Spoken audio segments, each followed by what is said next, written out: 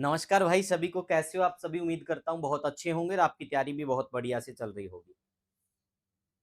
तो भाई, पुरातात्विक स्रोत के अंदर हमने क्या क्या पढ़ लिया था। मैं आपको पिछली कक्षाओं में अभिलेख एवं पुस्तक पढ़ा चुका हूँ, सिक्के पढ़ा चुका हूँ, चित्रकला पढ़ा चुका हूँ, मूर्तिकला एवं वास्तु अवशेष पढ़ा चुका हूँ, हवेली और सरोवर। आज हम पढ़ेंगे बेटा किले। क्या पढ़ेंगे हम? किले। मंदिर और तीर्थ स्थान मैं आपको पहले करवा चुका हूं, जो मोस्ट इंपोर्टेंट क्लासेस के अंदर। मस्जिद, चर्च और गुरुद्वारे मैं आपको अगली क्लास में उपलब्ध करवा दूंगा। तो इस प्रकार से हरियाणा के जो भी पुरातात्विक स्रोत होंगे वो सारे के सारे कवर हो जाएंगे। और फिर हमारा एक टॉपिक स्टार्ट होगा। क्या टॉपिक स्टार्ट होगा बेटा? पहली क्लास में मैंने आपको पाषाण युग करवा दिया था। फिर हम स्टार्ट करेंगे, कहां से स्टार्ट करेंगे बेटा? वैदिक काल से स्टार्ट करेंगे। और फिर वैदिक काल से लेके पूरे हरियाणा को हम, जब तक हरियाणा पंजाब से अलग नहीं हो गया तब तक पढ़ेंगे। फिर आपकी हरियाणा की पॉलिटी में क्या रहेगा भाई? फॉर्मेशन ऑफ हरियाणा आपका आ ही जाएगा।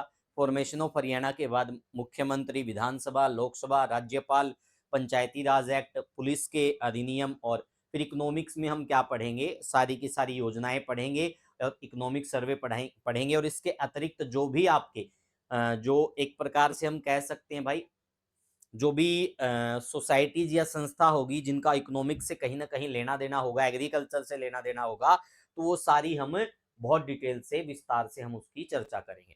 तो ये सब चीजें हमारी रहेंगी भाई। लगभग लगभग मैं आपको ये चीजें करवा चुका हूं। अब हम पढ़ेंगे किलों के बारे में। और किलों से बेटा प्रश्न आ ही जाता है। जैसे आपसे पूछ लिया जाता है तलवारों का किला कहाँ है, आपसे पूछ लिया जाता है हरियाणा का लाल किला किसको कहा जाता है, आपसे ये पूछ लेते हैं हरियाणा में किस किले को दिल्ली दरवाजा भी बोलते हैं, आपसे ये पूछ लिया जाता है भाई कि इंदौरी किला कहाँ पर है। तो इस प्रकार के प्रश्न बहुत बार परीक्षाओं में पूछे जाते हैं। तो उम्मीद करता हूं जो भी पढ़ाया जाएगा टू द पॉइंट पढ़ाया जाएगा, एग्जाम की दृष्टि से पढ़ाया जाएगा, और आप लोगों को भी विश्वास करके अच्छे से पढ़ना बेटा। चलो भाई, पहला प्रश्न, क्वेश्चन और डिटेल दोनों चीजें चलेंगी यहाँ पर। पहला प्रश्न, तलवारों का किला हरियाणा के किस स्थान पर स्थित है? उम्मीद करता हूं सभी बच्चों को इस बात का पता होगा। अब पता तो है, लेकिन इसकी जो एक्स्ट्रा डिटेल है वो भी हमें देखनी होगी। तो वो क्या कुछ रहने वाली है, ध्यान से देखो। हांसी, नारनौल, पिंजौर और इनमें से कोई नहीं। तो पहले मैं इसका इतिहास बता देता हूं। तलवार को हम क्या बोलते हैं? असीर बोलते हैं। और ये शब्द जो जुड़ा है, ठीक है भाई, ये हांसी से जुड़ा हुआ है। ये क्यों जुड़ा हुआ है? क्योंकि ऐसा बताया जाता है जो हांसी के अंदर अनंगपाल तोमर के पुत्र द्रुपद ने क्या किया था, तलवारों की एक फैक्ट्री लगवाई थी, और उसी से ये नाम जुड़ा असीगढ़। तो यहां पर आपको ध्यान रखना है, पहले तो उत्तर समझना है। उत्तर क्या होगा? उत्तर होगा अपना हांसी। अब हम देखेंगे भाई हांसी कहां पर पड़ता है। पहले हांसी के प्राचीन नाम देख लेते हैं। तो हांसी के जो प्राचीन नाम है बेटा वो क्या क्या है? फटाफट से कमेंट करके बताओ भाई। प्राचीन नाम। तो हांसी के जो प्राचीन नाम है बेटा वो क्या क्या है? वो है अशिका और असीगढ़। अशिका और असीगढ़, इन दोनों नामों से हांसी को जाना जाता है। तो ये मैंने आप लोगों को बता दिया। अब बात आती है कि जो ये हांसी है ये स्थान कहाँ पर पड़ता है। तो बेटा ये हांसी जो स्थान है ये हिसार जिले के अंतर्गत आता है। किसके अंतर्गत आता है? हिसार के। और भविष्य में हो सकता है कि हांसी को एक अलग जिला भी बना दिया जाए। उसके अलावा बेटा मैं आप लोगों को क्लियर कर देता हूं, इस हांसी में ही क्या है बेटा? इस हांसी में ही असीगढ़ का किला है। कौन सा किला है बेटा? असीगढ़ का किला। और इसी असीगढ़ का किला, इसी असीगढ़ के किले को क्या कहा जाता है? इसी को कहा जाता है तलवारों का किला। क्या कहा जाता है? तलवारों का किला। अब क्यों कहा जाता है तलवारों का किला? उसका एक रीजन है। ठीक है भाई, मैं आपको पहले भी बता चुका हूं, हांसी की स्थापना को लेकर बहुत सारे विद्वानों की मान्यताएं हैं कि हांसी की स्थापना अनंगपाल तोमर के द्वारा करवाई गई। तो अनंगपाल तोमर का एक बेटा था द्रुपद भाई। यहां पर हम लिखेंगे अनंगपाल तोमर के पुत्र, अनंगपाल तोमर के पुत्र, तोमर के पुत्र द्रुपद ने, द्रुपद ने तलवारों की फैक्ट्री लगवाई। तलवारों की फैक्ट्री लगवाई। ठीक है भाई। जैसे आपको पता ही है भाई, हर चीज की फैक्ट्री होती है। चप्पल की भी फैक्ट्री होती, जूतों की भी फैक्ट्री होती। तो ऐसे ही तलवारों की फैक्ट्री जो प्राचीन समय में अनंगपाल तोमर के पुत्र द्रुपद ने हांसी के अंदर यहाँ पर फैक्ट्री लगवाई थी, तो इसीलिए इसको क्या कहा जाता है? तलवारों का किला भी कहा जाता है।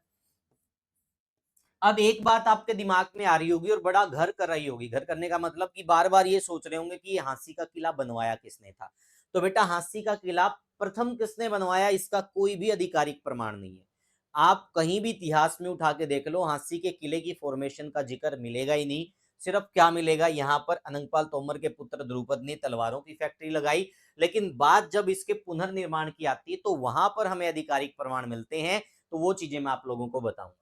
यहां तक चीजें क्लियर। हांसी प्राचीन नाम असीका, असीगढ़ हिसार में पड़ता है। यहीं पर असीगढ़ का किला, जिसको तलवारों का किला कहते हैं, क्यों कहते हैं? क्योंकि अनंगपाल तोमर के पुत्र द्रुपद ने यहाँ पर क्या करवाया था, एक तलवारों की फैक्ट्री लगवाई थी। अब जो ये असीगढ़ का किला है, यहाँ पर मैंने आप लोगों को कुछ बातें बताई भाई, अनंगपाल तोमर के पुत्र ने तलवारों की फैक्ट्री लगाई। उसके बाद आपको क्या देखना, जो ये असीगढ़ का किला है ये किस झील के किनारे है? तो यहाँ पर आप नोट करेंगे अम्टी सरोवर या झील, अम्टी सरोवर या झील के किनारे। आपसे पूछा जा सकता है जो हांसी का किला है या असीगढ़ का किला है भाई, वो किस झील के किनारे स्थित है? तो ये अम्टी झील के पूर्वी किनारे पर स्थित है। तो ये वाला फैक्ट भी आपसे पूछा जा सकता है, या फिर ये पूछ सकते हैं कि अम्टी झील या सरोवर कहां पर है, तो वो आ जाएगा भाई आपका हांसी में। अब क्या होता है इसके बाद? इसके बाद बेटा आपको 1027 में एक संघर्ष देखने को मिलेगा, 1027 ईस्वी में। अब जो 1027 ईस्वी में, सॉरी 37 ईस्वी में एक संघर्ष आपको देखने को मिलेगा, और वो संघर्ष किसका था भाई? वो हांसी के दुर्ग को जीतने हेतु था भाई। और वो किस किस के बीच होता है? मसूद और तोमर शासक कुमारपाल देव के बीच। ये 12 दिन चलता है ये संघर्ष, और इस संघर्ष में कुमारपाल देव हार जाते हैं। तो ये बिंदु आपसे पूछ सकते हैं भाई, जो मैंने आप लोगों को बताया। ठीक है, यहां तक चीजें क्लियर भाई, समझ में आ गया सारा का सारा? चलो भाई, ठीक है। तो ये वाला बिंदु भी पूछा जाता है, तो इसको हम क्या लिखेंगे? 1037 में क्या हुआ? हांसी का संघर्ष। और हांसी का संघर्ष किसके लिए हुआ भाई? ये हांसी का संघर्ष हुआ भाई हांसी दुर्ग जीतने हेतु, हांसी दुर्ग जीतने हेतु। ठीक है भाई, तो इसको जीतने हेतु क्या होता है? हांसी के दुर्ग को जीतने हेतु हांसी का संघर्ष होता है। कितने दिन चला बेटा? 12 दिन चला। और इसमें कौन हारा था भाई? तो इसके अंदर कुमारपाल देव पराजित हो गया था, जो तोमर शासक था, और मसूद इसमें जीत गया था। तो ये बिंदु आपको जानने हैं भाई। ठीक है, किस किस के बीच हुआ? मसूद वर्सेस कुमारपाल देव, कुमारपाल देव। और जीता कौन भाई? तो ये मसूद इसमें जीत गया था। समझ में आ गया यहां तक चीजें क्लियर? चलो भाई, इसके बाद हम नेक्स्ट क्या देखेंगे भाई? उसके बाद क्या होता है? इस हांसी के किले के पुनः निर्माण की बात होगी। किसके निर्माण की बात होगी बेटा? हांसी के किले के पुनः निर्माण की। अब पुनः निर्माण का मतलब क्या होता है? पुनः निर्माण का मतलब होता है कि दोबारा से इसको क्या करना भाई? अच्छे से इसका डेंट पेंट करना। जैसे हम कोई घर होता, पुराने घर को शादी वगैरह का जब फंक्शन आता है तो फिर उसको अच्छे से बना लेते हैं ना भाई, तो वैसा ही पुनः निर्माण। पुनः निर्माण की जब बात आती है तो ये किसने करवाया था? पृथ्वीराज चौहान तृतीय ने, पृथ्वीराज चौहान तृतीय। तो ये आपसे पूछा जा सकता है। और पृथ्वीराज चौहान तृतीय को क्या कहा जाता है? पिथौरा भी कहा जाता है। और इसीलिए हांसी के किले को पृथ्वीराज चौहान का किला भी कहा जाता है। इसको किसका किला कहा जाता भाई? हांसी का जो किला है, यहाँ पर मैं लिख देता हूं असीगढ़ का किला। इस असीगढ़ के किले को क्या कहा जाता है? असीगढ़ का किला। इसको पृथ्वीराज चौहान का किला भी बोल देते हैं। किसका किला भी बोल देते हैं? पृथ्वीराज चौहान का किला, पृथ्वीराज चौहान तृतीय। ठीक है भाई, तो का किला। अब क्यों बोलते हैं आपको भी पता है, क्योंकि इसका पुनः निर्माण किसने करवाया था? तो पृथ्वीराज चौहान तृतीय ने इसका पुनः निर्माण करवाया था। यहां तक सारे बिंदु क्लियर भाई? इसके अलावा बेटा एक अवधारणा बनी हुई थी कि जो हांसी को पार कर लेता था या हांसी को जीत लेता था, तो पूरे हिंदुस्तान पर उसका कब्जा हो जाता था। तो इसलिए इसको क्या कहा जाता था? हिंदुस्तान की दहलीज के नाम से भी संबोधित किया गया है। तो हांसी को हिंदुस्तान की दहलीज भी कहा जाता था। और हर्ष के समय में बताया जाता है कि हांसी जो स्थान था, ये सतलज प्रांत की राजधानी के रूप में भी प्रसिद्ध हुआ था। तो इस प्रकार के बिंदु आपसे पूछे जा सकते हैं। लगभग लगभग चीजें मैंने आप लोगों को क्लियर करवा दी भाई। चलो, उसके बाद क्या होता है? ये सब चीजें होने के बाद आपको क्या देखने को मिलेगा ये सब चीज होने के बाद आपको देखने को मिलेगा कि यहाँ पर जॉर्ज थॉमस क्या करता आता है और 1797-98 में इस झांसी को अपनी राजधानी बनाता है। तो ये बिंदु भी आपसे पूछा जा सकता है, जॉर्ज थॉमस। तो जॉर्ज थॉमस झांसी को अपनी राजधानी कब बनाता भाई? George Thomas. तो ये जॉर्ज थॉमस झांसी को राजधानी बनाता है 1797-98 में, झांसी को राजधानी। ठीक है भाई, ये झांसी को क्या बना लेता है? अपनी राजधानी। और कब बनाता है? 1797-98 में। और राजधानी बनाने के साथ साथ ये क्या करता है बेटा? यहाँ पर बंदूक बनाने की एक फैक्ट्री भी लगाता है। बंदूक, टोपीदार बंदूक, जिसको हम कहेंगे टोपीदार बंदूक।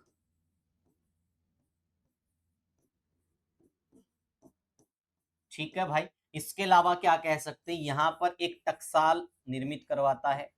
टकसाल। और टकसाल क्या होती है भाई? टकसाल वो स्थान जहां पर सिक्के घड़े जाते हैं।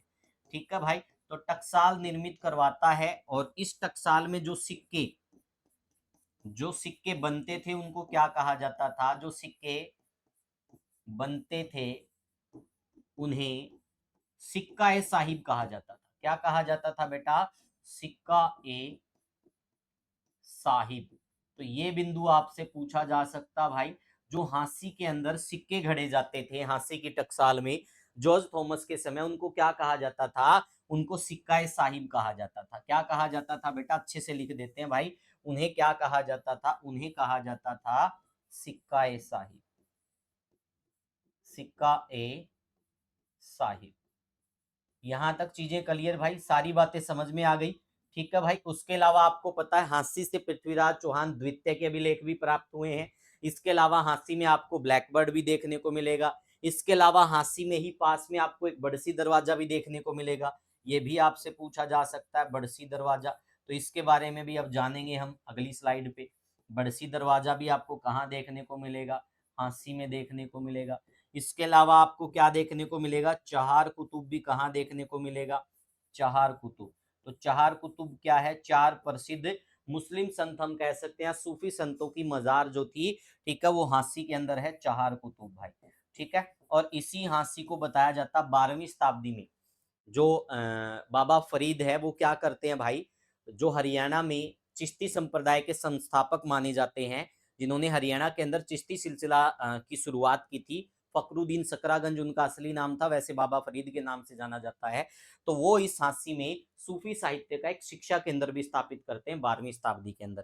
तो इस प्रकार के बिंदु भी आपसे पूछ सकते हैं। तो ये चीजें मैंने लगभग आपको बता दी। अब यहाँ पर क्या प्राप्त होता है? यहाँ पर आपको बहुत सारी जैन मूर्तियां भी प्राप्त होती हैं, बहुत सारी जैन मूर्तियां भी प्राप्त होती हैं हांसी के किले के अंदर। और इसलिए इसको मेरे ध्यान में नहीं आ रहा, आप एक दो जगह बिंदु में बाद में बताऊंगा। इसको जैन मूर्तियों का एक कलेक्शन को बोला जाता है, मेरे ध्यान में नहीं उसको क्या बोलते हैं, वो बाद में डिस्कस कर लेंगे। यहाँ तक चीजें क्लियर भाई? अब चलो भाई, मैं आप लोगों को बता देता हूँ। देखो ये ध्यान से, ये क्या है बेटा? हांसी का किला। तो यहाँ से बहुत सारी जैन मूर्तियां भी प्राप्त हुई हैं, आप इसको ध्यान से देख लो। ये असीगढ़ का किला है। क्या है बेटा? ये असीगढ़ का किला। आपको बिल्कुल पिक्चर के माध्यम से भी यहाँ पर हम बताने वाले हैं। इसको हम क्या कहेंगे? असीगढ़ का किला। असीगढ़ का किला। और कहाँ पड़ता है? ये हांसी के अंदर पड़ता है और हांसी हिसार में पड़ता है। अब देखो भाई, ब्रिटिश लाइब्रेरी के अनुसार माना जाता है कि हांसी शहर की जो स्थापना है दिल्ली के तोमर वंश के राजा अनंगपाल तोमर यानी अनंगपाल द्वितीय ने की थी। राजा नंगपाल तोमर के पुत्र द्रुपद ने इस किले में तलवार बनाने का कारखाना स्थापित किया, इसलिए इसे असीगढ़ का भी कहा जाता है। इस किले से जो तलवारें होती थी वो अरब देशों में निर्यात की जाती थी। 1915 में काजी शरीफ हुसैन द्वारा लिखी गई तलीफ तजकारा ए हांसी के अनुसार इस केंद्र यानी असीगढ़ से पूरे क्षेत्र के लगभग 90 किलो को नियंत्रित किया जाता था। और इसलिए इसको पूर्व मध्यकाल का सर्वश्रेष्ठ दुर्ग भी कहा गया है। इसको क्या कहा गया है? पूर्व मध्यकाल का सर्वश्रेष्ठ दुर्ग। पूर्व मध्यकाल का सर्वश्रेष्ठ दुर्ग। तो ये बिंदु भी आपसे पूछा जा सकता है। तो ये किसको कहा जाता है बेटा? अस्सीगढ़ के किले को कहा जाता है पूर्व मध्यकाल का सर्वश्रेष्ठ दुर्ग भाई। ठीक है, आपने देखा ही होगा यहाँ से लगभग 80 जो किले थे उनको नियंत्रित किया जाता था इस अस्सीगढ़ के किले से।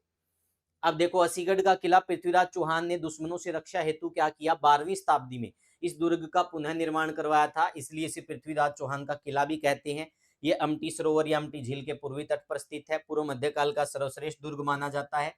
अनंगपाल सिंह तोमर के पुत्र ध्रुपद ने इसमें तलवार निर्माण की फैक्ट्री लगवाई, इसलिए इसे तलवारों का किला भी कहते हैं। पृथ्वीराज चौहान से पहले इस किले का निर्माण किसने करवाया, इसका कोई आधिकारिक प्रमाण नहीं है। महमूद के बाद उसके उत्तराधिकारी मसूद ने हरियाणा में हांसी दुर्ग जीतने हेतु 1037 ईस्वी में हांसी पर आक्रमण किया और 12 दिनों तक चले इस युद्ध में तोमर शासक कुमारपाल देव पराजित हुआ। 1797 में जॉर्ज थॉमस जो आयरलैंड से आया ने हांसी के दुर्ग को अपनी राजधानी बनाया, यहाँ एक टकसाल स्थापित की और इस टकसाल में उसके नाम से सिक्के ढाले जाते थे, जिन्हें सिक्का साहिब कहा जाता था।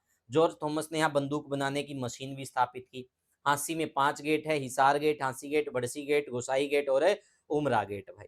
ठीक है, तो ये बहुत सारी चीजें मैंने आप लोगों को बताई, तो हमारा एक किला कंप्लीट। नेक्स्ट देखिएगा भाई अगला प्रश्न, हरियाणा के हांसी में स्थित बड़सी द्वार गेट का निर्माण किसने करवाया था, फिरोज शाह तुगलक ने, दारा शिकोह ने, शाहजहां ने या अलाउद्दीन खिलजी ने। बहुत ही अच्छा प्रश्न है भाई, बड़सी दरवाजा। तो बेटा बड़सी दरवाजा बहुत फेमस दरवाजा है हांसी के अंदर, अब भी आपको देखने को मिल जाएगा। तो ये अलाउद्दीन खिलजी के द्वारा इसका क्या किया गया था भाई, अलाउद्दीन खिलजी के द्वारा इसका निर्माण करवाया गया। और फिर 1522 के ईस्वी में इब्राहिम लोदी के द्वारा यहाँ पर मरम्मत का कार्य करवाया गया। तो ये भी कहाँ पड़ता बेटा, हांसी में पड़ता है। तो इसकी डिटेल आप देख सकते हो, ये है बड़सी दरवाजा भाई, आपको नजर आ रहा होगा। देखो बड़सी दरबार गेट हांसी, इसका निर्माण 1302 या 3 दोनों डेट मिल जाती, बहुत सारी जगह 2 मिलता है, कई जगह 3 में अलाउद्दीन खिलजी ने करवाया था, तथा 1522 ईस्वी में इब्राहिम लोदी के समय इसमें मरम्मत का कार्य हुआ था। क्या हुआ था बेटा, इसमें मरम्मत का कार्य हुआ था। तो ये 2-3 में कंफ्यूज मत होना भाई, दोनों ही दी जाती, बहुत सारी जगह 1302 भी मानते हैं और बहुत सारी जगह 1303 भी मानते हैं। ठीक है भाई, चीजें क्लियर। चलो भाई अगले बिंदु की तरफ बढ़ते हैं। उसके बाद आपको बताना कि जरासंध का किला हरियाणा में कहां पर स्थित था। बहुत ही बढ़िया प्रश्न है भाई। ठीक है, कर्ण का और जरासंध का युद्ध तो आपने देखा ही होगा महाभारत के अंदर भाई। जरासंध के पास एक अच्छी सी शक्ति क्या थी भाई, ये दूसरे की जो पावर होती थी ना उसको कैच कर लेता था, तो ये इसमें एक असीम पावर थी। ठीक है भाई, बहुत ही विचित्र प्रकार की शक्ति थी। तो जरासंध का जो किला हरियाणा में कहां पर स्थित था, असंध, तावड़ू, सुध या फिर थानेसर भाई। बहुत ही बढ़िया प्रश्न है। तो बेटा जरासंध का किला, बेटा नोट कर लो, चाहे आपसे पूछ लिया जाए जरासंध का टीला, जरासंध का टीला, या फिर पूछ लिया जाए किला, बात एक ही है भाई। ठीक है, वैसे विद्वान इसको कुषाण स्तूप मानते हैं भाई। ठीक है, लेकिन फिर भी देखेंगे यहाँ पर, तो ये कहां पर था बेटा, ये था आपका अशंद में। और अशंद को प्राचीन समय में क्या कहा जाता था, अशंदीवत के रूप में जाना जाता था। किस रूप में जाना जाता था बेटा, अशंदीवत के रूप में हम इसको जानते थे। अब जो ये असंध था, आपको पता होगा अशंद जो है वो जरासंध के टीले के साथ साथ, ठीक है, राजा परीक्षित की राजधानी भी रहा है। क्या रहा है बेटा, राजा परीक्षित की राजधानी। अब राजा परीक्षित कौन था आपको पता है, ठीक है भाई, राजा परीक्षित की राजधानी। ठीक है भाई, तो राजा परीक्षित भी पांडुओं में से ही क्या था भाई, जो 5 पांडु थे। उसके बाद क्या हुआ भाई, अभी जैसे अर्जुन था, अर्जुन का बेटा अभिमन्यु हुआ, अभिमन्यु का जो बेटा था वो परीक्षित हुआ। ठीक है भाई, तो परीक्षित क्या था भाई, वैसे तो पांडु ही था। ठीक है, तो पांडुओं की द्वितीय राजधानी भी बहुत सारे विद्वान इसको बोल देते हैं, अशंद को पांडुओं की द्वितीय राजधानी भी बहुत सारे बोल देते हैं। तो आपको नोट करना, जरासंध की राजधानी हो चाहे परीक्षित की राजधानी हो, दोनों कहा जाता है असंध को। जरासंध की राजधानी भी बोल देते हैं, जरासंध की राजधानी भी विद्वान इसको बोलते हैं। ठीक है, तो दोनों ही हम पढ़ेंगे, एक भी बिंदु आपका ऐसा नहीं होगा भाई जो हम स्किप करके चलेंगे, सारे के सारे बिंदु मैं आपको बताऊंगा। तो ये राजा परीक्षित की राजधानी। अब राजा परीक्षित की जो मृत्यु होती है वो तक्षक नामक सांप के काटने से होती है, और इसका जो पुत्र होता है जन्मजय, तो जन्मजय क्या करता है, फिर सांपों से खफा हो जाता है और सफेदों के अंदर सर्पदमन यज्ञ करवाता है भाई। तो वैसे आपसे पूछ लिया जाए कि जन्मजय का संबंध कहां से है, सफेदों से, या फिर पूछ लिया जाए जन्मजय ने कहां सर्पदमन यज्ञ करवाया, सफेदों। लेकिन जन्मजय की राजधानी के बारे में पूछा जाए तो जो इसके पिता की राजधानी होगी तो जन्मजय की राजधानी भी वही होगी, ये आपसे पूछा जा सकता है। तो नोट कर लेना, जन्मजय के बारे में भी आपसे पूछ सकते हैं। तो राइट आंसर यहां पर क्या हो जाएगा, असंध। जन्मजय का संबंध सफिद्दों से क्यों मानते हैं? क्योंकि सफिद्दों में जन्मजय ने सर्प दमन यज्ञ करवाया था। नोट कर लेना बेटा, ये प्रश्न बहुत इंपॉर्टेंट है। जन्मजय ने क्या करवाया था? नोट कर लो, जन्मजय। जन्मजय क्या हुआ है? परीक्षित का पुत्र हुआ है। ठीक है भाई, जन्मजय इसने क्या किया? सफिद्दों में सर्प दमन यज्ञ करवाया। सर्प दमन यज्ञ करवाया। ठीक है भाई, तो ये सारे बिंदु आपसे पूछे जा सकते। तो यहां तक चीजें क्लियर। अब आपको पता परीक्षित क्या था भाई? अब जो पांडव थे, पांडव में से ही उनके उत्तराधिकारी के रूप में आ रहा था, तो पांडवों की द्वितीय राजधानी के रूप में भी असंध को हम जान सकते हैं। यहां तक चीजें क्लियर। चलो भाई, इसके अलावा आप देख सकते हो ये जरासंध का टीला है या जरासंध का किला है, आपको नजर आएगा। और विद्वानों ने इसको क्या कहा, देखो ध्यान से देखो। असंध शहर में स्थान जिमारन नगर, जिमारोन नगर असंध में स्थित 2000 से अधिक पुराने स्तूप के खंडर है, जो 25 मीटर ऊंचा है और एक कम से कम 75 मीटर व्यास के एक मिट्टी के मंच पर उठाया गया है। ठीक है, संरचना के खंडरों को जरासंध का किला या जरासंध का टीला भी कहा जाता है। भारतीय पुरातत्व सर्वेक्षण के अनुसार यह स्तूप कुषाण काल का है। तो ये बिंदु आपसे पूछे जा सकते हैं भाई, ये माना गया कि ये कुषाण काल का। नेक्स्ट प्रश्न भाई, तावड़ू का किला कहां पर स्थित है? बहुत ही बढ़िया प्रश्न है भाई। जितना भी बच्चा जुड़ा हुआ है फटाफट से मैसेज करके बताएगा भाई कि तावड़ू का किला कहां पर स्थित है भाई। क्या गुरुग्राम में है तावड़ू का किला, या फिर कहां पर है भाई? या आपको बताना है कि ये कहाँ है? ये जुगलान सॉरी पलवल के अंदर है, फरीदाबाद के अंदर है, या नू के अंदर है? Which one is the correct answer? कौन सा सही है भाई?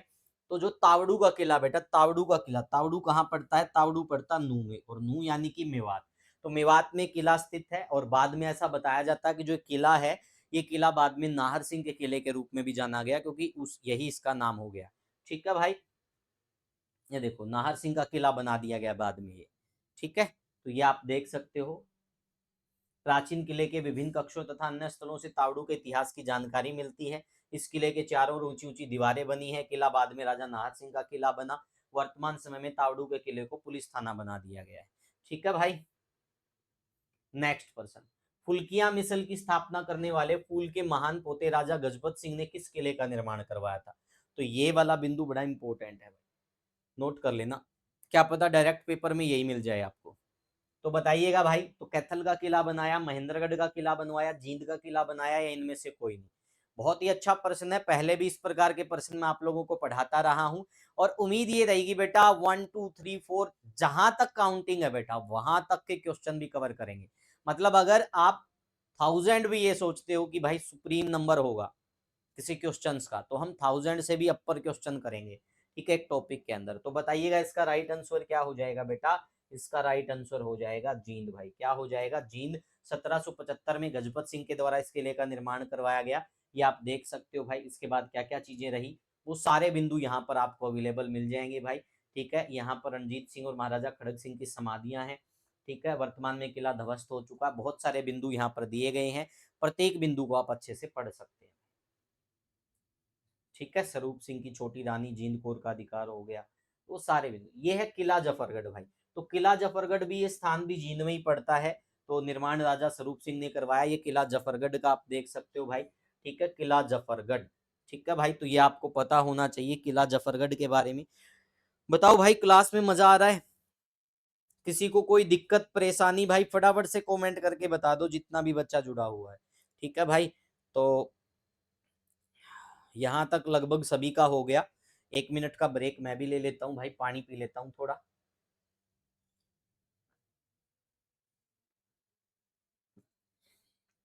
क्लास के बीच में पता नहीं फोन वगैरह मैसेज क्यों आते हैं इतने। हाँ क्या? अरे भाई, जिस भी बच्चे ने भाई, यही मैसेज आए हुए हैं ज्यादातर के कि टेलीग्राम बैच नहीं मिला। भाई टेलीग्राम बैच, जिसने भी ऐप पे बैच परचेज कर रखा है उसको टेलीग्राम बैच चाहिए, तो वो 8601719828 इस नंबर पे व्हाट्सएप कर दो बेटा, आपको मिल जाएगा टेलीग्राम बैच। हम तो खुद बार बार पोस्ट डाल के बता रहे हैं कि बैच ले लो भाई टेलीग्राम वाला। ठीक है, चलो भाई आगे बढ़ते हैं। यहाँ तक चीजें क्लियर हो चुकी हमारी भाई। चलो, तो ये कहाँ पड़ता बेटा? ये जींद में पड़ता है। ये भी मैंने आपको क्लियर कट बता दिया था ना। नेक्स्ट भाई, सफीदों का प्राचीन किला। तो देखो एक एक किले का यहाँ पर पिक्चर भी दिखाया जा रहा ताकि आप चीजों को भूले ना। तो सफीदों का प्राचीन नाम क्या बेटा? सफीदों का प्राचीन नाम वैसे सरपदमन है भाई, ठीक है। सरपददी या सरपदमन के नाम से जाना जाता है। यहाँ पर जन्मजय के द्वारा क्या किया गया था? सरपदमन यज्ञ करवाया गया था। अब यहाँ पर आप देख सकते हैं भाई, एक अलग शासक राज्य के रूप में जींद का इतिहास 1763 ईस्वी से शुरू होता है। यह जींद राज्य के शासकों द्वारा निर्मित पहला किला जो फुल्किया परिवार के पूर्वज थे। बाद में इसका उपयोग राज्य की सैन्य छावनी के रूप में किया गया। इस किले में किलेबंदी को मजबूती प्रदान करने के लिए बुर्ज हैं, जिनका उपयोग सुरक्षा सुनिश्चित करने के लिए भी किया जाता है। अब यहाँ पर देख सकते हो, परीक्षित के पुत्र और अर्जुन के पुत्र जन्मजय ने अपने पिता की मृत्यु के बाद उन्हें, जिन्हें सांप ने काट लिया था, इस स्थान पर सरप यज्ञ यानी कि सरप बलि किया था। चलो इसके बारे में पूरी बातें आपको बता देता हूँ भाई। यहाँ पर हम सफिद्दो लिख रहे हैं भाई, क्योंकि कोई भी चीज हो बेटा डाउट नहीं रहना चाहिए। आज की क्लास में सारे डाउट, बल्कि सारी क्लास में करता हूँ भाई, ठीक है। तो सफिद्दो का प्राचीन नाम अगर आपसे पूछ लिया जाए तो सरपदमन, या फिर क्या देखने को मिलता है, या फिर सरपददी। अब ध्यान से देखिएगा भाई, अब मैं आपको पूरा कॉन्सेप्ट बताने वाला हूं। आप लोगों को एक चीज ध्यान में रखनी है भाई। एक चीज क्या ध्यान में रखनी है आप लोगों को? पहले हम श्री कृष्ण से शुरू कर रहे हैं, श्री कृष्ण जी भगवान से शुरू कर रहे हैं। श्री कृष्ण जी, तो श्री कृष्ण जी की कर्म भूमि के रूप में किसको जाना जाता है? कुरुक्षेत्र को जाना जाता है, या पूरे हरियाणा को जाना जाता भाई, ठीक है। तो श्री कृष्ण जी की कर्म भूमि के रूप में हरियाणा या फिर कुरुक्षेत्र रहा है। अब श्री कृष्ण जी क्या करते हैं? गीता का उपदेश देते हैं। क्या देते हैं बेटा? गीता का उपदेश। अब गीता का जो उपदेश है वो कहां पर दिया गया, यानी गीता की जन्म सतली के रूप में किसको जाना गया? इसकी जन्म सतली या उद्गम सतली के रूप में किसको जाना गया? तो वो स्थान जाना गया बेटा, कौन सा स्थान था? वो था ज्योतिसर। क्या था बेटा? ज्योतिसर। अब ये ज्योतिसर में किसको गीता का उपदेश देते हैं? ज्योतिसर पड़ता है कुरुक्षेत्र के अंदर। और गीता का उपदेश दिया किसको गया था बेटा? तो ये उपदेश दिया गया था अर्जुन को। और अर्जुन को किस नाम से संबोधित किया? अर्जुन को संबोधित किया पार्थ नाम से भाई, कि हे पार्थ, ठीक है भाई। तो अब आपको पता होना चाहिए श्री कृष्ण ने अर्जुन को गीता का उपदेश क्यों दिया। अर्जुन क्या था भाई? अपने ही बंधु बांधवों के खिलाफ युद्ध लड़ने से मना कर गया, हथियार त्याग दिए और एक प्रकार से उदास होके जाने लगा।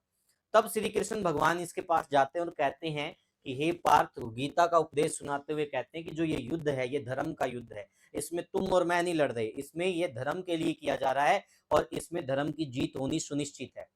तो फिर ये पार्थ नाम से संबोधित करते हैं और गीता का उपदेश सुनाते हैं। अब बात जब अर्जुन से आ गई तो हरियाणा में अर्जुन से संबंधित एक स्थान है अर्जुनायन गणराज्य। अर्जुनायन गणराज्य, ठीक है भाई। तो अर्जुनायन जो गणराज्य है वो हरियाणा के दक्षिणी भाग में आपको देखने को मिलेगा, महेंद्रगढ़ और रेवाड़ी के इलाकों में। महेंद्रगढ़, रेवाड़ी और राजस्थान के जो इलाके हैं उस तरफ आपको देखने को मिलेगा अर्जुनायन गणराज्य। अब जो अर्जुन का बेटा हुआ है, अर्जुन का बेटा कौन था? इसका बेटा, तो अर्जुन का बेटा था अभिमन्यु। कौन था बेटा? अभिमन्यु था भाई, ठीक है। अब अभिमन्यु के नाम से कौन सा गांव बसाया गया? तो इस अभिमन्यु के नाम से गांव है अमीन भाई। अमीन कहाँ पड़ता है? अमीन गांव जो पड़ता है बेटा ये कुरुक्षेत्र में पड़ता है। यहाँ मैं केयू के लिख रहा हूं, इससे समझ जाना भाई।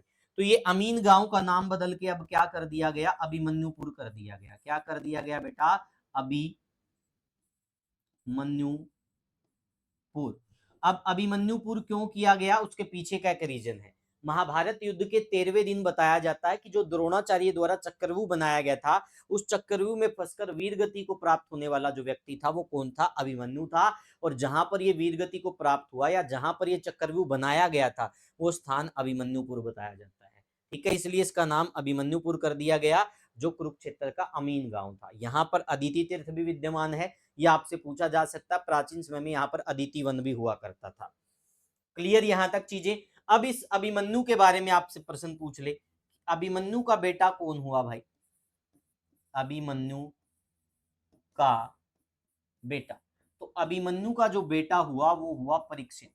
और परीक्षित के बारे में बताया जाता है कि एक अच्छा शासक था भाई, ठीक है। लेकिन जब किसी के सिर पर क्या हो भाई, यमराज बैठा हो तो वो गलती करता ही करता। बताते कि परीक्षित एक बार जंगल में चला जाता है शिकार वगैरह के लिए, वहां पर थक हार कर वो प्यासा हो जाता है, तो एक ऋषि के आश्रम में चला जाता है। और वहां जाने के बाद बताया जाता है कि ये ऋषि अपनी तपस्या में लीन थे, तो इनके द्वारा क्या कहा जाता है, इनके द्वारा कहा जाता है कि मेरे को पानी पिलाओ, तो ऋषि अपनी तपस्या थोड़े छोड़ देगा भाई राजा खातर, तो वो नहीं छोड़ता। तो फिर क्या होता भाई, ये वहां पर एक पास में ही सांप था, तो उस पर तीर चलाते हैं, उसको मार के या मरा हुआ सांप था, कोई भी कॉन्सेप्ट लगा लो भाई, वो उनके गले में डाल देते हैं। और फिर बताया जाता है कि फिर श्रृंगी ऋषि के द्वारा इनको श्राप दिया जाता है। किसके द्वारा श्राप दिया जाता है, इस परीक्षित को श्राप दिया जाता है।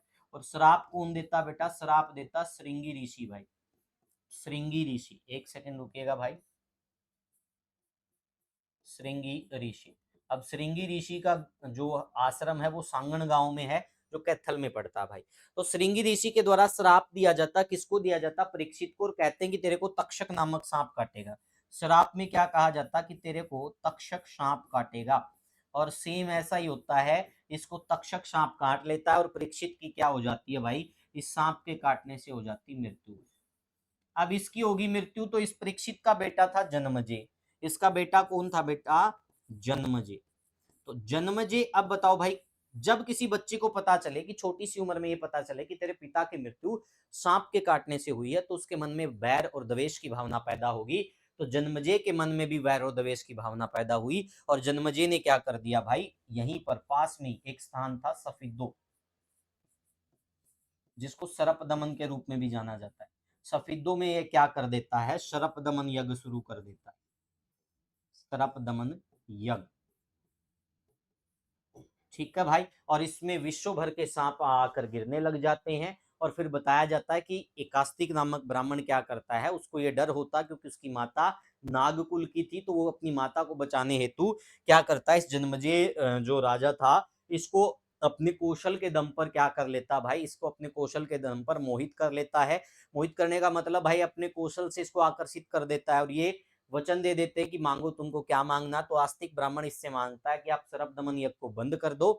तब क्या हुआ था भाई, सांपों की जो वंशावली थी वो बच पाई थी भाई। इसलिए सांपों ने क्या किया था भाई, आस्तिक ब्राह्मण को एक वरदान दिया था कि भविष्य में अगर कोई भी किसी भी व्यक्ति को सांप काटने का डर सता रहा होगा, तो आप 3 बार आस्तिक आस्तिक शब्द का प्रयोग करेंगे, तो उसको सांप ने काटेगा ना, उसको डर सताएगा। तो ऐसी एक कहावत जुड़ी हुई है भाई। ठीक है, तो ये बिंदु आपसे पूछ सकते हैं। परीक्षित की राजधानी मैंने पहले भी बता दी थी, और जन्मजय की राजधानी भी वो रहेगी, तो वो भी मैंने आपको क्लियर कर दिया था असंध के बारे में। सारे बिंदु क्लियर भाई, समझ में आ गया पीछे का पूरा कॉन्सेप्ट क्या था। चलो भाई, अगला प्रश्न, बेगम समरू का महल कहां पर स्थित है भाई, बेगम समरू का महल कहां पर स्थित है। तो बेगम समरू का जो महल है बेटा, वो झारसा बादशाहपुर यहाँ पर स्थित है भाई, तो ये आपको नोट कर लेना है। ठीक है भाई, यहाँ पर क्या है, बेगम समरू का महल है। ठीक है, तो इससे रिलेटेड थोड़े और फैक्ट आपको बता देता हूँ। बादशाहपुर का किला पृथ्वीराज चौहान के वंशजों ने 1216 ईस्वी में इस किले को बनवाया था। इस किले से मुगल बादशाह बहादुर शाह जफर, शेरशाह सूरी और बेगम समरू का जो काफी जुड़ाव था। बेगम समरू का महल झारसा बादशाहपुर में है। अब ये किला यहाँ पर दिया गया, बल्कि महल है, सही महल ही दिया गया भाई, तो ये राइट हो जाएगा। तो ये बिंदु आपको ध्यान में रखना है। और बादशाहपुर का प्राचीन नाम देहरा बताया जाता है। क्या बताया जाता है, देहरा, वो मैं बता भी चुका। अगला आपको बताना, सिरसा के किस स्थान से चल रही खुदाई में एक दीवार की संरचना सामने आई है, जिसकी राजा सारस के किले से संबंधित बताई गई है। तो राजा सारस के किले की एक दीवार या संरचना सामने आई है, और सिरसा में वो स्थान कौन सा बेटा, थेहड़। तो ये आपसे पूछा जा सकता है, और ये बहुत इंपॉर्टेंट पर्सन है करंट अफेयर के हिसाब से भी। तो राइट आंसर थेहड़, ये सिरसा में पड़ता है। रानिया का दुर्ग हरियाणा के किस जिले में विद्यमान है, बहुत ही बढ़िया प्रश्न है भाई। तो रानिया का दुर्ग आपको पता ही है भाई, ये तो सिरसा में है। रानिया, राजा रायवीरू, राजपुर, तो वो आप सब जानते ही हो भाई। ठीक है, देखो रायवीरू द्वारा एकमात्र प्राचीन मिट्टी का किला, तो इसके बारे में भी आपसे पूछ सकते हैं, रानिया के किले। नेक्स्ट भाई, गोहाना का किला हरियाणा के किस जिले में स्थित है। तो गोहाना आपको बताना है हरियाणा के किस जिले में स्थित है, बहुत ही बढ़िया प्रश्न है भाई। देखते हैं कितने साथी बता पाएंगे। क्लास में मजा आ रहा भाई, क्लास में मजा आए ना आए, कंटेंट देखते रहना भाई, ये पेपर में जरूर आता है। ठीक है, अब कंटेंट हमेशा काम आता है, जितना बढ़िया कंटेंट पढ़ोगे उतना निखर कर आओगे भाई। ठीक है, जैसे कई बार एडवर्टाइजमेंट वाले ऐसा नहीं बोलते भाई कि भाई जितनी ये वाली साबुन है, लक्स वाली साबुन है, लगाओगे तो गोरे हो जाओगे। तो वैसा ही पढ़ाई के अंदर भाई क्या है, कंटेंट ही असली वो लक्स वाली साबुन है भाई। ठीक है, तो बहुत सारे लोग क्या करते थे, डव साबुन का इस्तेमाल करते थे, बहुत सारे लक्स का इस्तेमाल करते थे, तो गोरा होने के लिए कोई फेयर एंड लवली क्रीम लगाता था। तो ये हम फिजिकली अच्छा दिखने के लिए करते हैं, अपना चेहरा अच्छा दिखे। लेकिन अगर आपको सेम चीज देखो तो बेटा अच्छा कंटेंट ही वो असली पावर है जो आपको एग्जाम में खुश भी करेगी, काम भी आएगी और आपकी सफलता में आपकी सीढ़ी बनने का काम करेगी। तो बताइएगा, गोहाना का किला हरियाणा के किस जिले में स्थित है? तो गोहाना सोनीपत में पड़ता है, तो राइट आंसर सोनीपत हो जाएगा। चाहे तरावड़ी का किला हो, गोहाना का किला हो, हांसी का किला हो, तो इनके निर्माण में पृथ्वीराज चौहान का हाथ है, तो यही आपसे पूछा जा सकता है। आप देख सकते हो एक चरखी दादरी का दिया हुआ, देखो 19वीं शताब्दी में झज्जर के नवाबों द्वारा इस किले का निर्माण किया गया। गोहाना सोनीपत का किला, इस किले का निर्माण पृथ्वीराज चौहान ने करवाया, जिसे मोहम्मद गोरी ने ध्वस्त कर दिया। सिरमौर का किला, ये नारायण में अंबाला में पड़ता, राजा कुलसन के द्वारा। तो ये थोड़ी थोड़ी इनके बारे में जानकारी आपको देखनी है, बाकी जो आने वाले प्रश्न है वो डिटेल से मैं करवा रहा हूँ। चलो भाई आगे बढ़ते हैं। नेक्स्ट, तरावड़ी का किला किसके द्वारा बनवाया गया था और ये किस जिले में स्थित है?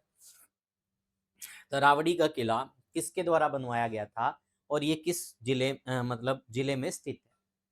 अब पहले आपको पता होना चाहिए तरावड़ी। तरावड़ी का अगर आपसे नाम पूछ लिया जाए तो तरावड़ी को तरोरी भी बोला जाता है। क्या बोला जाता है?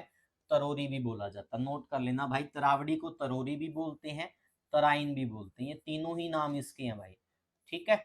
उसके बाद आपको ये ज्ञात होना चाहिए, जो तरावड़ी है इसका प्राचीन नाम क्या हुआ करता था? आजमाबाद हुआ करता था। क्या हुआ करता था इसका प्राचीन नाम? आजमाबाद हुआ करता था। अब ये कहाँ पड़ता है? ये तरावड़ी पड़ता आपका करनाल में। कहाँ पड़ता बेटा? करनाल में। तो मैंने अभी आपको बताया था, चाहे तरावड़ी का किला हो, चाहे गोहाना का किला हो, चाहे हांसी का किला हो, तो पृथ्वीराज चौहान का नाम आपको देखने को मिलेगा। तो राइट आंसर हो जाएगा हमारा सी। ये देख सकते हो आप भाई, ये तरावड़ी का किला है। एक एक चीज आपको विद पिक्चर यहाँ पे दिखाई जाएगी। ठीक है। नेक्स्ट भाई देखो, ये तरावड़ी के किले की पूरी डिटेल है। ऐसा बताते कि पृथ्वीराज चौहान ने यहाँ से 17 युद्ध लड़े थे भाई। ठीक है। तराइन की दोनों लड़ाइयों के, तीनों लड़ाइयों के बारे में आपको पता ही होगा। 1191 में पहली लड़ाई हुई, 1192 में दूसरी लड़ाई हुई, 1215-16 में तीसरी लड़ाई हुई। तो वो बिंदु मैं आपको युद्ध में भी बता चुका हूँ, तो अभी मुझे नहीं लगता कि वो डिस्कस करना चाहिए। समझ में आ गया भाई? यहां तक एक एक चीज आपको देखनी है भाई। ठीक है। तो औरंगजेब ने चार दीवारी के अंदर एक तालाब और मस्जिद का निर्माण करवाया था। ठीक है भाई, तो ये भी आपसे पूछ सकते हैं। उसके बाद कुंजपुरा का किला, तो कुंजपुरा कहाँ पड़ता है बेटा? कुंजपुरा आपका करनाल में पड़ता है। और यहाँ पर अभी एक सैनिक स्कूल क्या है? बना हुआ है। यहाँ पर क्या बना हुआ है? सैनिक स्कूल बना हुआ है। ये भी आपको पता होना चाहिए। चाहे कुंजपुरा किला हो, चाहे कुंजपुरा रियासत हो, इसमें आपको निजाबत खां का नाम देखने को मिलेगा। निजाबत खां, ये आपको याद कर लेना भाई। ठीक है। तो इनका नाम आपको ध्यान रखना है। और यहाँ पर एक सैनिक स्कूल वर्तमान में संचालित है, तो ये भी आपसे पूछा जा सकता है। यहीं पर क्या संचालित है? हरियाणा का पहला सैनिक स्कूल। ठीक है भाई। देखो, कुंजपुरा हरियाणा के करनाल जिले के कुंजपुरा गांव में स्थित है, यमुना नदी के पश्चिमी तट पर, जो कलकत्ता तक जाती है। कुंजपुरा किले का इस गांव में एक बहुत पुराना इतिहास है। आधुनिक सड़कों के निर्माण से पहले खैबर दरे से दिल्ली आने जाने वाले लोगों के लिए एक प्रमुख सहायक स्थल था। यह लगभग 50 गांव की एक जागीर थी। इसकी स्थापना नवाब नजाबत खान ने 1729 में भारत पर नादिर शाह के आक्रमण के बाद की थी भाई। ये गलत स्टेटमेंट दे रखी भाई। नादिर शाह का आक्रमण हुआ था 1739 में, है ना? तो ये वाला आप करेक्ट कर लेना, क्योंकि ये मैंने ऑफिशियल वेबसाइट से उठाया है। तो उसमें कुंजपुरा को 1761 में मराठा साम्राज्य की सेनाओं ने जीत लिया था।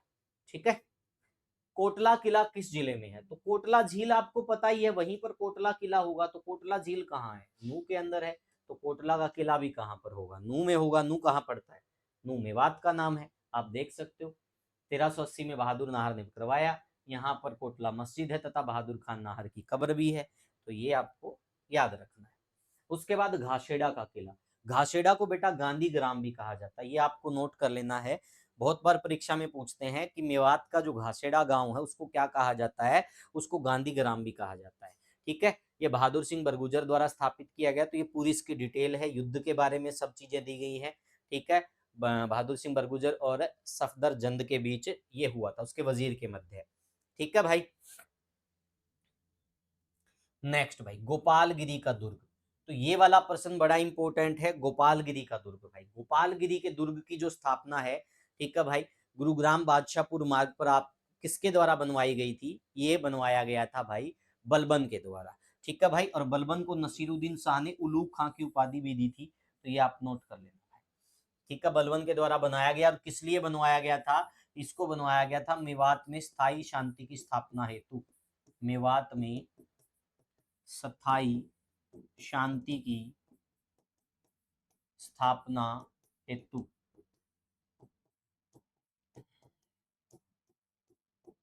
अब जो ये गोपालगिरी का दुर्ग है, इसको मेवात का द्वार या मेवात की डोडी के रूप में भी जाना जाता है, ये भी आप नोट कर लेना भाई, ठीक है। आपको पता बलबन ने क्या किया था? बलबन ने भाई मेवात में जंगलों को कटवा दिया था, बिल्कुल कत्लेआम करवाया था।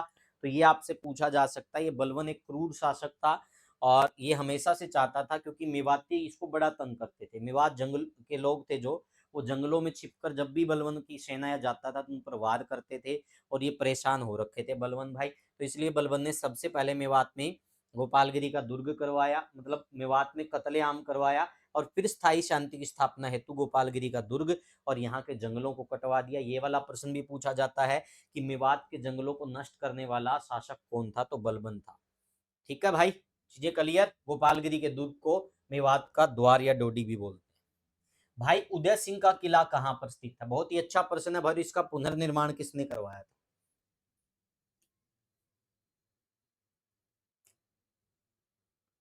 तो भाई जिसने पुनः निर्माण करवाया उसी को किला बोल देते हैं। तो राइट आंसर क्या हो गया?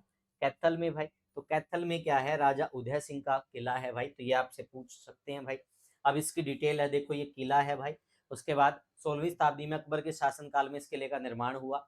बाद में कैथल के राजा उदय सिंह ने इस किले का पुनः निर्माण करवाया।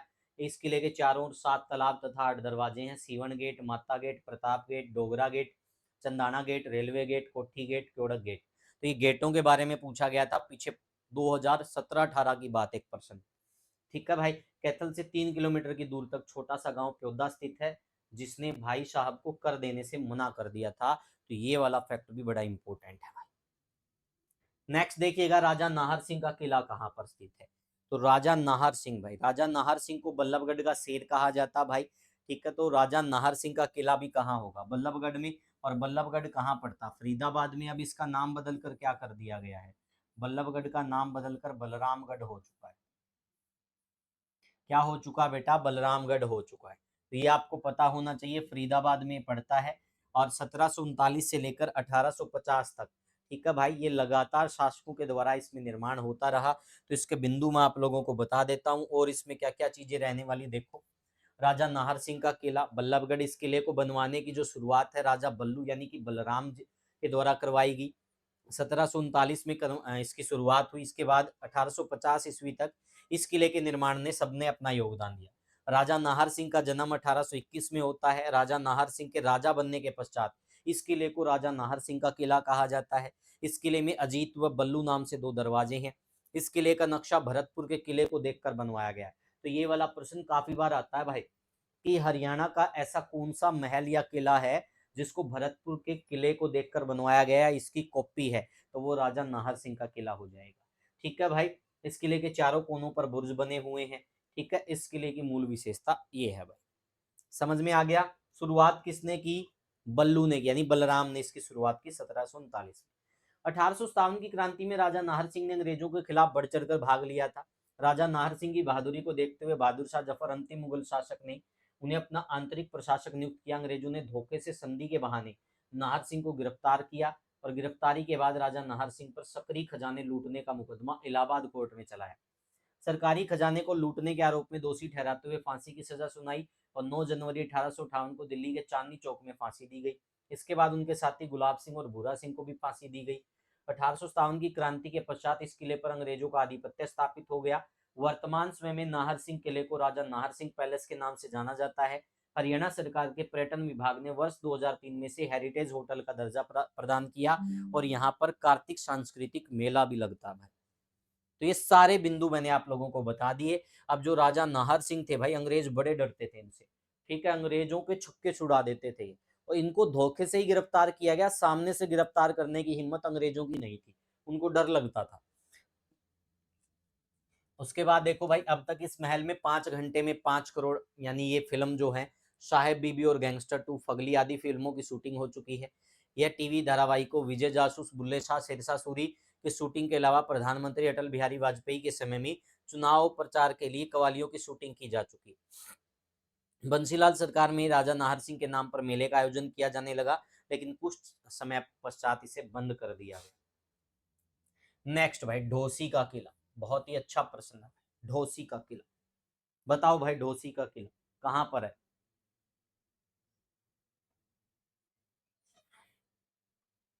बताओ भाई कहां पर है ढोसी का किला? चलो भाई, ढोसी नाम से एक चीज याद आएगी, यहाँ पे आर्थिव पर्वत लिखा हुआ है, इसको काटो भाई, आर्थिव नहीं आर्चिक पर्वत है।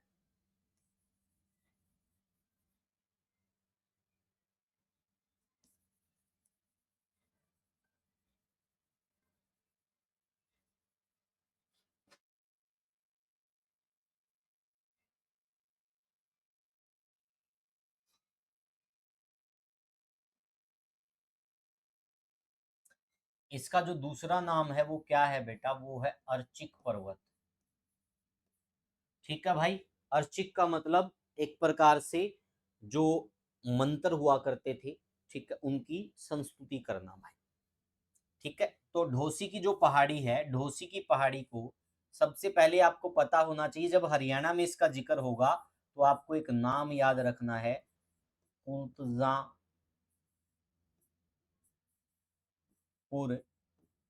गांव। अब कुतजापुर गांव कहाँ पड़ता है? नारनौल के समीप पड़ता है, और ये महेंद्रगढ़ में होगा। किसमें होगा बेटा? महेंद्रगढ़ जिले में होगा। ठीक है भाई, अब जो विद्वान है इस ढोसी की पहाड़ी को क्या मानते हैं? इस ढोसी की पहाड़ी को मानते हैं आग्नेयगिरी की पहाड़ी। और बताया जाता है कि प्राचीन समय में यहाँ पर 3 झरने बहते थे, इसकी चोटियों से 3 झरने बहा करते थे। इसको बहुत सारे विद्वान क्या बोलते हैं?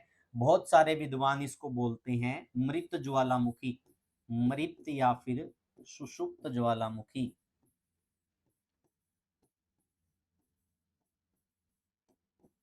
तो आपसे पूछा जाता है हरियाणा में एकमात्र ज्वालामुखी कहाँ विद्यमान है, तो मृत या सुषुप्त ज्वालामुखी के रूप में ढोसी का किला है, जो कुलतजापुर गांव महेंद्रगढ़ में पड़ता है।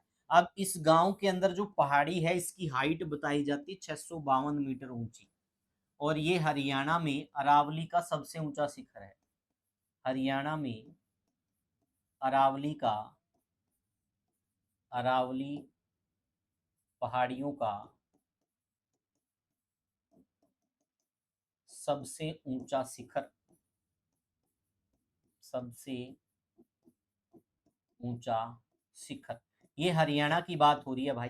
ठीक है, तो ये आपको ध्यान रखना। उसके बाद इसको मृत या सुषुप्त ज्वालामुखी कहते हैं, आग्नेयगिरी के रूप में भी जाना जाता है। इसके अलावा बेटा जो ढोसी की पहाड़ी है, यहाँ ढोसी की पहाड़ी पर किसका आश्रम हुआ करता था? ऋषि च्यवन का आश्रम, ऋषि च्यवन का आश्रम। तो यहीं पर हुआ करता था ऋषि च्यवन का आश्रम। अब ऋषि च्यवन से, च्यवन नाम से बात याद आई होगी, च्यवन प्राश भाई।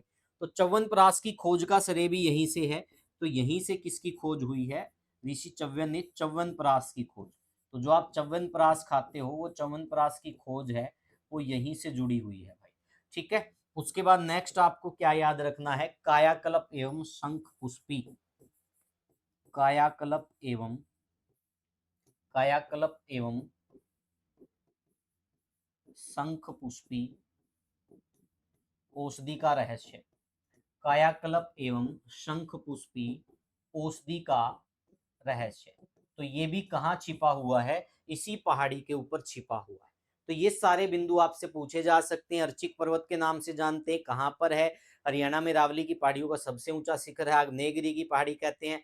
प्राचीन समय में यहाँ से 3 झरने बहते थे, मृत या सुषुप्त ज्वालामुखी है, ऋषि च्यवन का आश्रम है, च्यवनप्राश की खोज यहाँ से हुई है, कायाकल्प और शंख पुष्पी औषधि का रहस्य यहाँ छुपा हुआ है। तो ये सारे बिंदु किसके भाई? ढोसी के किले के। उसके बाद नेक्स्ट देखेंगे, ढोसी तीर्थ पर हर सोमवती अमावस्या को मेला लगता है। यहाँ अष्ट धातु की शेष सैया पर लेटे विष्णु भगवान की मूर्ति मिली है। यहाँ पर एक शिव कुंड भी है। ठीक है भाई, अरावली मैदान का सबसे ऊंचा भाग नारनौल नगर के दक्षिण पश्चिम में कुलजापुर गांव है जो 652 मीटर ऊंचा है, पास में ढोसी की पहाड़ी है। ये सारे चेंज हो रखे भाई। 16वीं शताब्दी में ढोसी की पहाड़ी पर एक विशाल दीवार का निर्माण सम्राट हेमू ने करवाया था। समुद्र तल से ढोसी की पहाड़ी की ऊंचाई लगभग 140 मीटर है भाई। ठीक है, 5 मिनट और रुक जाओ बस, क्लास हो जाएगी। नेक्स्ट देखिएगा भाई, आगे आप यहाँ पर देख सकते हो। नेक्स्ट हम देखेंगे रायपुर रानी या रानीपुर का किला। तो ये पंचकुला में पड़ता है। इसका निर्माण 17वीं शताब्दी और 18वीं शताब्दी में अजमेर के राजा चौहान द्वारा करवाया गया था। उसके बाद नेक्स्ट जो है हमारा महेंद्रगढ़ का किला। तो महेंद्रगढ़ के किले का फैक्ट है या महेंद्रगढ़ के महल का जो फैक्ट है, काफी बार परीक्षा में पूछते हैं। अब इसमें देखो बहुत सारी चीजें ऐसी दे रखी हैं भाई। इस किले का निर्माण 18वीं शताब्दी में मराठा शासकों ने कराया। जनश्रुतियों के अनुसार इस किले का निर्माण तात्या टोपे ने कराया। तो जनश्रुति नहीं है भाई, ये गजेटियर में भी लिखा हुआ कि तात्या टोपे ने इसका निर्माण करवाया था। तो गजेटियर वाला जो कॉन्सेप्ट है वो पूछा जा चुका, तात्या टोपे वाला प्रश्न काफी बार परीक्षा में आ चुका है। ठीक है भाई। महेंद्रगढ़ का प्राचीन नाम कानोड़ है, क्योंकि कानोड़िया ब्राह्मण ज्यादा यहाँ पर रहते थे भाई। उसके बाद नेक्स्ट देखेंगे, इसके बाद क्या होता है, पटियाला रियासत के महाराजा नरेंद्र सिंह ने कानोड़ के किले का नाम बदलकर अपने पुत्र महेंद्र सिंह के नाम पर रख दिया और फिर ये महेंद्रगढ़ हो गया। ठीक है, तो ये बिंदु है। लेकिन ये वाला तात्या टोपे वाला कॉन्सेप्ट याद रखना, यही प्रश्न ज्यादा बार पूछते हैं। महेंद्रगढ़ के किले का निर्माण किसने करवाया था? तो गजेटियर के अनुसार भी तात्या टोपे ने महेंद्रगढ़ के किले का निर्माण करवाया था। ठीक है, ये वाला कॉन्सेप्ट याद रखना, तात्या टोपे। नेक्स्ट भाई, मटिया का किला। ये अच्छा प्रश्न है, काफी बार परीक्षाओं में आता भाई, नोट कर लेना। मटिया का किला यानी पलवल के दुर्ग को ही मटिया का किला कहा जाता है।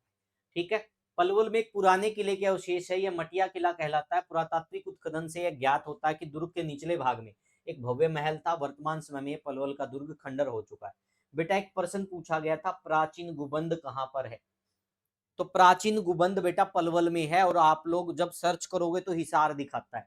लेकिन बेटा ऑफिशियली प्राचीन गुबंद जो है, आप देख लेना आर्कियोलॉजिकल वेबसाइट के ऊपर भी प्राचीन गुबंद पलवल में है। और पूरे हरियाणा में प्रश्न जब आया था, हा हुल्ला मच गया था, तब भी मैंने किलो के अंदर पढ़ा रखा था। इससे पहले की क्लास मेरी डली हुई है किलो की, आप देख सकते हो। तो उसमें भी बता रखा कि प्राचीन गुबंद जो है वो पलवल में पड़ता है। ठीक है भाई, तो ये आप नोट कर लेना।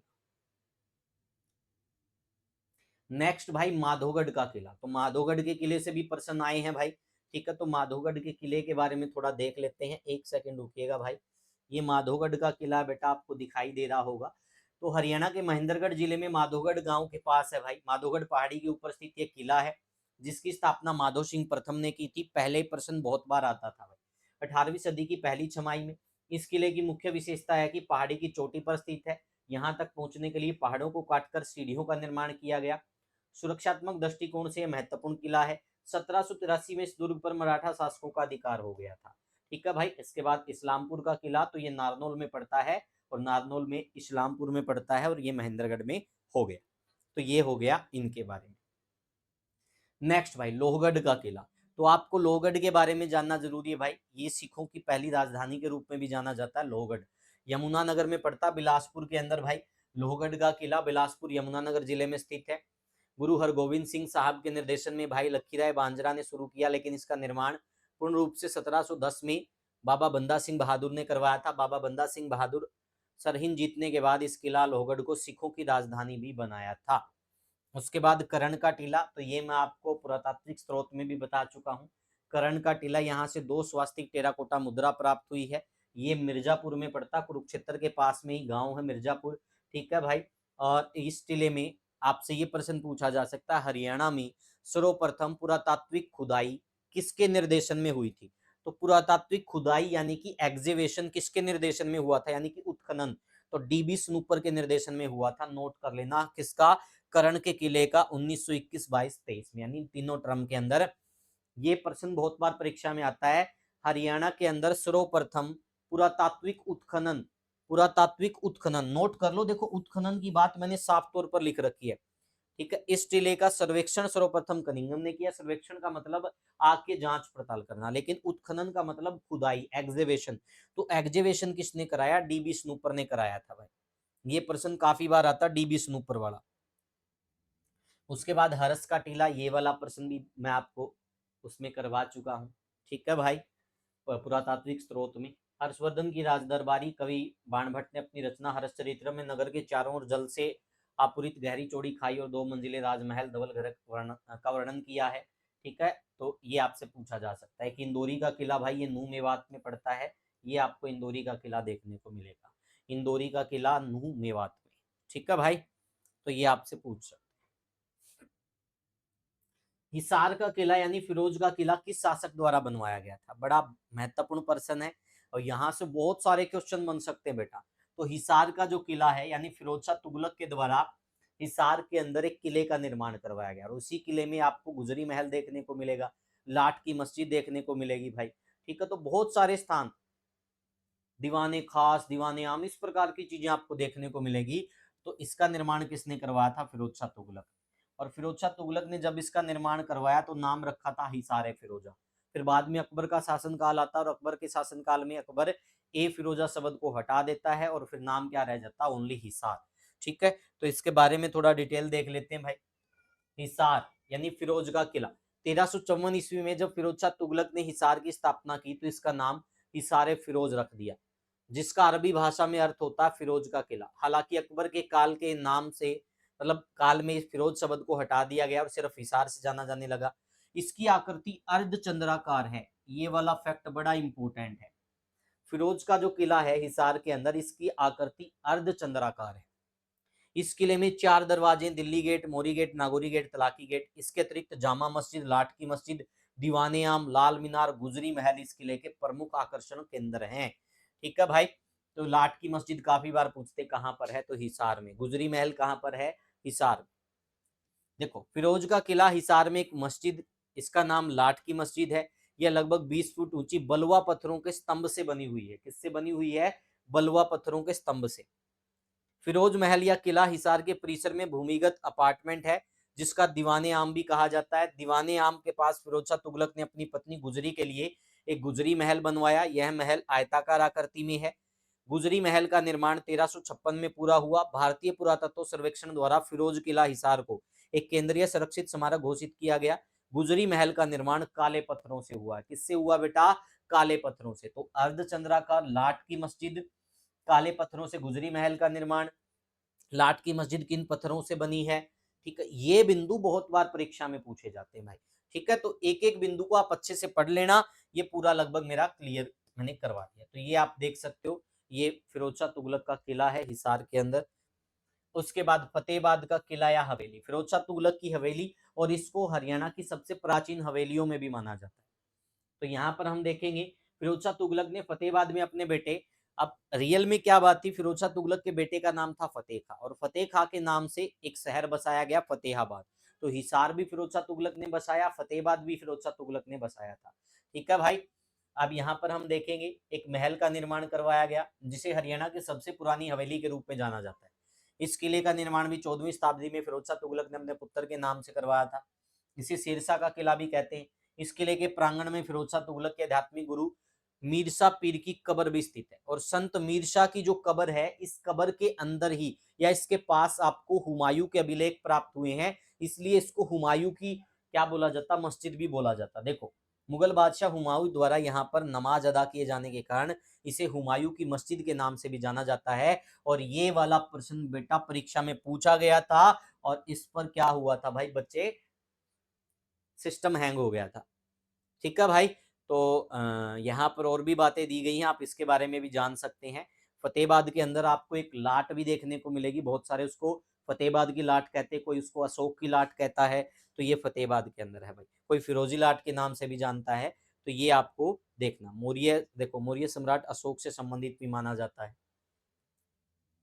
उसके बाद रामगढ़ का किला, ये पंचकुला के अंदर पड़ता भाई, और ये बताया जाता लगभग देखो 37 फुट ऊंचा मुख्य द्वार आज भी लिम्का बुक ऑफ रिकॉर्ड में दर्ज है भाई। रामगढ़ दुर्ग का सर्वाधिक ऊंचा 37 फुट ऊंचा मुख्य द्वार है भाई। तो ये आप देख सकते हो पंचकुला में है। तो ये आपसे पूछा जा सकता, चंदेल राजपूतों द्वारा इसका निर्माण करवाया गया। ये आप देख सकते हो रामगढ़ का किला है जो पंचकुला में है। फरूख नगर का किला या शीश महल का निर्माण किसने करवाया था? तो फरूख नगर का किला या फिर शीश महल का जो निर्माण है वो 1733 ईस्वी में फौजदार खां के द्वारा करवाया गया। और ऐसा बताया जाता है कि यहाँ के जो स्थानीय लोग हैं इसको दिल्ली दरवाजे के नाम से जानते हैं। तो राइट आंसर तो यहाँ पर हमारा हो जाएगा बी। अब इसकी डिटेल के बारे में यहाँ पर आपको ध्यान रखना है। शीश महल या फरूख नगर का किला फरूख नगर गुरुग्राम में 1733 में फौजदार खान ने करवाया। लाल किले की बिल्कुल फूहड़ नकल है। आपसे पूछा जा सकता है हरियाणा का लाल किला, तो फिर क्या आ जाएगा, शीश महल या फिर फरूख नगर का किला।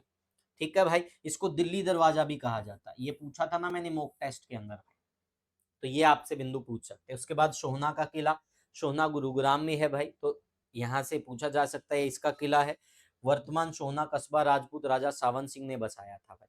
और सोहना की जो उत्पत्ति है वो रकीशु नामक फकीर से जुड़ी हुई है। और इस सोहना में क्या होता, कार विंटेज रैली होती। कार विंटेज रैली यानी पुरानी कारों की रैली, जो 1964 से शुरू हुई थी भाई। ठीक है, फरवरी महीने में होती है। उसके बाद सोहना कुंड भाई, सोहना के अंदर एक कुंड भी है, सोहना कुंड वैसे शिव कुंड है। और इस कुंड में गंधक की उपस्थिति के कारण जो पानी रहता है वो गर्म भी रहता है और स्वच्छ भी रहता है। ठीक है भाई, देखो चतुर्भुज नामक बंजारे ने इस कुंड को खोजा था। सोना कुंड प्राकृतिक गर्म पानी के झरने या कुंड के लिए विख्यात है। इसके पानी के गर्म रहने का कारण गंधक है। यह कुंड प्राचीन शिव मंदिर में स्थित है, इसलिए इसे शिव मंदिर कुंड के नाम से जाना जाता है। कार विंटेज रैली, पुरानी कारों की रैली 1964 में शुरू हुई। सर्दियों के मौसम में विशेषकर फरवरी में यहाँ पर कार विंटेज रैली होती है।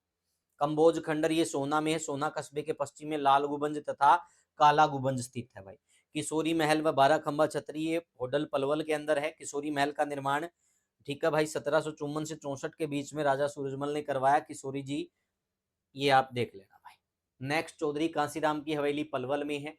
अंजनी का टीला, अंजनी का टीला आपको मिलेगा कैथल में। अंजनी का टीला शक्तिपीठ, हनुमान जन्म स्थान, प्राचीन मंदिर है। और आपको पता है वायु पुराण में भी हनुमान का संबंध कैथल से बताया गया। कैथल का प्राचीन नाम कपिस्थल है। महाभारत के नकुल दिग्विजय शीर्षक में हरियाणा के रोहतक, महम तथा सिरसा आदि किलों का वर्णन दिया गया। तो ये वाला प्रश्न भी PYQ है जो मैंने यहाँ पे ऐड किया है।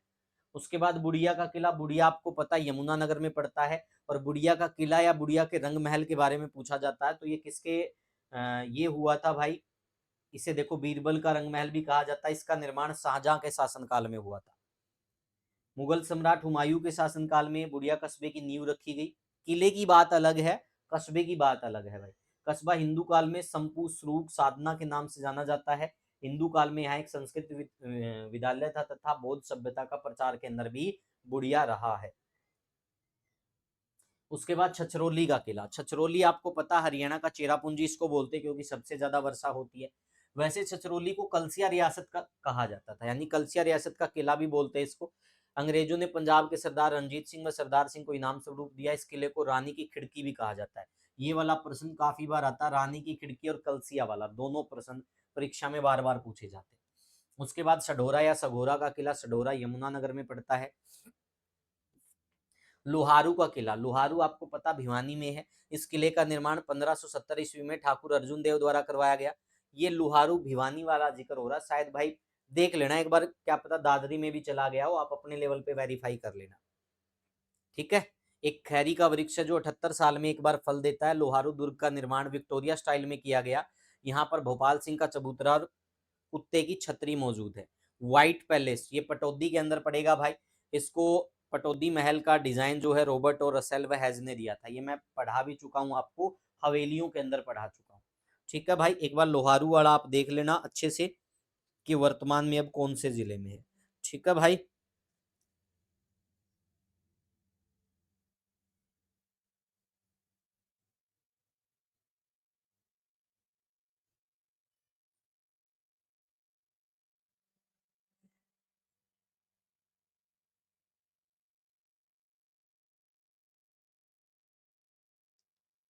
चलो भाई देख लेना, ये भिवानी में ही शायद अभी तक तो। नाहड़ का किला, तो नाहड़ का किला बेटा नाहड़ रेवाड़ी में पड़ता है। ठीक है भाई, उसके बाद गोकलगढ़ का किला, ये बड़ा इंपॉर्टेंट प्रश्न परीक्षा में आया हुआ है। रेवाड़ी रियासत के क्षत्रिय यदुवंशी नरेशों की राजधानी तथा अहिरवाल के लंदन के नाम से विख्यात नगरी रेवाड़ी में स्थित है। गोकुलगढ़ के किले का निर्माण 17वीं सदी में भगवान द्वारिकाधीश की पीढ़ी के राजा गुजरमिल सिंह यदुवंशी ने बलुआ पत्थर से करवाया था। एक रामपुरा महल है, ये मैं पढ़ा चुका हूँ महलों के अंदर, 1801 में राव तेज सिंह ने बनवाया। काबुली बाग मस्जिद या किला है पानीपत में, और ऐसा बताते हैं कि बाबर ने इसको युद्ध में जीत के स्वरूप बनाया था, उसकी याद के स्वरूप। ठीक है, बहुत सारे कहते हैं कि इसका निर्माण बेगम मुरम्मत की याद में करवाया गया। यह राज्य की सबसे प्राचीन काल मुगल कालीन इमारत के रूप में भी मानी जाती है, लेकिन ये बात सर्वमान्य नहीं है। ठीक है, प्रश्न जरूर पूछा था, लेकिन ये बात सर्वमान्य नहीं है। बहुत सारे कहते हैं कि इसका निर्माण क्या किया था बाबर ने, पानीपत का प्रथम युद्ध जीता था तो इब्राहिम लोदी पर जीतने की याद में इसका निर्माण करवाया था, काबुली बाग किला या मस्जिद का। अब की बात टोहाना का किला। टोहाना आपको पता है भाई, ठीक है, टोहाना पड़ता फतेहाबाद में। टोहाना का किला ऐतिहासिक दृष्टि से महत्वपूर्ण है। ठीक है, इस किले पर 3 बार विदेशी आक्रमण हुए। यहाँ पाया एक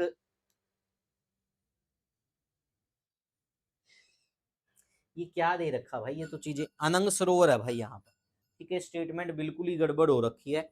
ठीक है, तो ये आप देख लेना भाई। ठीक है, फिर भी मैं इसके बारे में थोड़ा बता देता हूँ।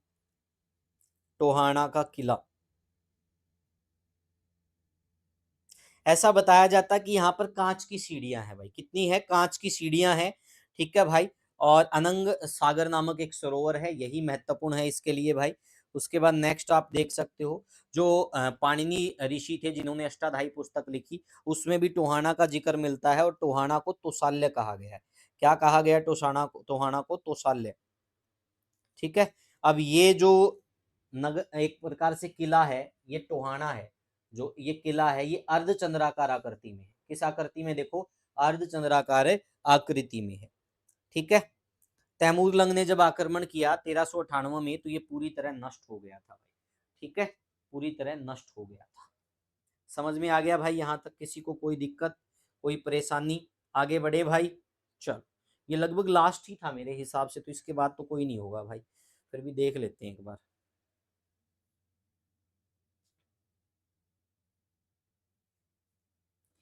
बहुत लंबी क्लास होगी ना ये। 1398 करोड़, देखो कितनी गलतियां हो जाती है टाइपिंग वाले से भी। दोहाना कर दिया यहाँ टोहाना की जगह। अरे बाप रे बाप। ये याद रखो भाई, 3 बार विदेशी आक्रमण हुआ।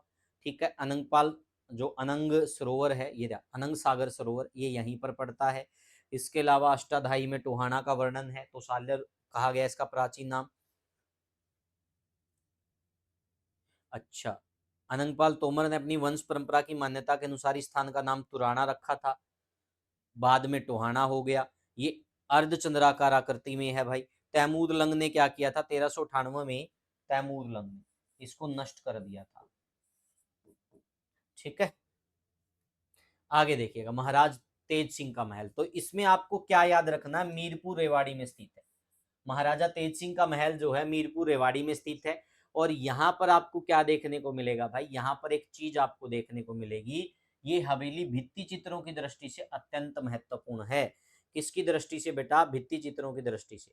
इस महल की दीवारों पर राजपूत शैली का क्या देखने को मिलेगा आपको? प्रभाव देखने को मिलेगा। ठीक है भाई, और इन पेंटिंग्स या चित्रकला में रामायण के विशेष दृश्यों का चित्रण है भाई। इसका जीर्णोद्धार राव तुलाराम जी के प्रपोत्र राव अजीत सिंह ने सन 2005 में करवाया भाई।